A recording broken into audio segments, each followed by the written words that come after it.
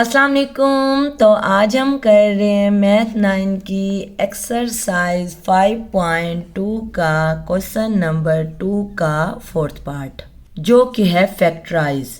तो fourth part में total 3 terms दिए हुए हैं, हमने फैक्टराइज करना है, छोटे छोटे फैक्टर्स में छोटी छोटी ब्रैकेट्स में तब्दील करना है।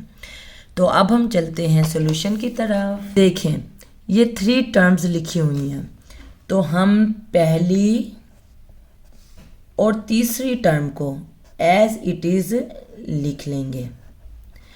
अब ये जो बीच वाली टर्म है प्लस एक्स, इस एक टर्म से हमने ऐसी 2 टर्म बनानी है जिन्हें हम ऐड करें तो वो 1x है, यानी x से मुराद 1x है ना।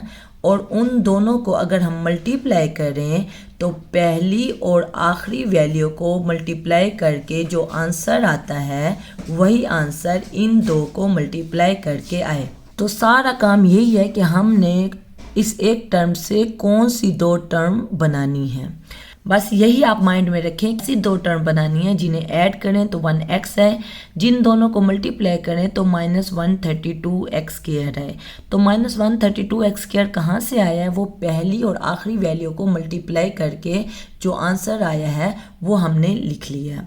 अब यहाँ मैंने 3 एग्जाम्पल्स लिखी हैं जिन्हें हम ऐड या सब्ट्रैक्ट करें। देखें, अगर सेम साइन होगा तो ऐड करेंगे, अगर ऑपोजिट साइन होगा तो सब्ट्रैक्ट करेंगे। 13 के साथ प्लस है, 12 के साथ माइनस है तो सब्ट्रैक्ट करेंगे। और साइन हमेशा बड़ी वैल्यू वाला आता है, क्योंकि ऐड या सब्ट्रैक्ट करने के बाद आंसर +1x आना चाहिए, तो इसलिए हमने तमाम बड़ी वैल्यू के साथ प्लस का साइन लगाया है। क्योंकि पहली कंडीशन ये है कि उन दोनों को अगर ऐड या सब्ट्रैक्ट करें तो +1x है, तो बड़ी वैल्यू के साथ प्लस होगा तो आंसर प्लस में आएगा। और 13 में से 12 चला गया तो +1x, 14x में से 13x चला गया तो +1x, 12x में से 11x चला गया तो +1x। यानी ये तीनों जो मैंने एग्जाम्पल्स दी हैं, ये तीनों ये ऐसी 2 टर्म्स हैं जो +1x ही बना रहे हैं, लेकिन यानी कि पहली शर्त हमारी ट्रू हो गई। अब दूसरी शर्त ये है कि अगर उन दोनों टर्म्स को मल्टीप्लाई करो तो वो -132x² है। देखें, ब्रैकेट का मतलब मल्टीप्लाई होता है ना, तो पहली एग्जाम्पल को मैंने ब्रैकेट में लिख लिया है। जब इन दोनों को मल्टीप्लाई किया है तो साइन भी मल्टीप्लाई होंगे, प्लस माइनस मल्टीप्लाई होके माइनस हो जाएगा।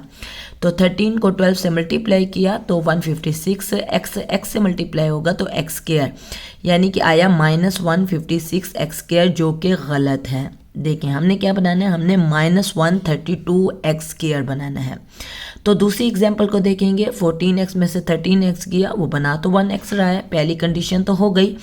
लेकिन जब इन दोनों टर्म्स को मल्टीप्लाई किया तो वो -182x² आ गया, ये भी गलत है, हमने -132x² बनाना है।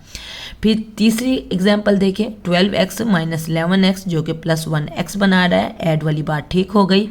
अब 12x को जब 11x से मल्टीप्लाई करेंगे तो -132x² आ गया, यानी कि यही वैल्यू आ गई। तो ये हमारी बिल्कुल ठीक जवाब है। इसका मतलब है जो 2 टर्म्स हम ढूंढ रहे थे वो दोनों टर्म्स ये वाली हैं, 12x - 11x। तो ये 2 टर्म्स बन गई जो कि ऐड करें, जिनको सब्ट्रैक्ट करें, ऐड या सब्ट्रैक्ट वो साइन के हिसाब से हम करेंगे। तो 1x है, जिन दोनों को ऐड करें तो -132x² है, तो यही 2 टर्म्स हम लिख लेंगे। अब इन टर्म्स से हमने 4 टर्म्स बना ली।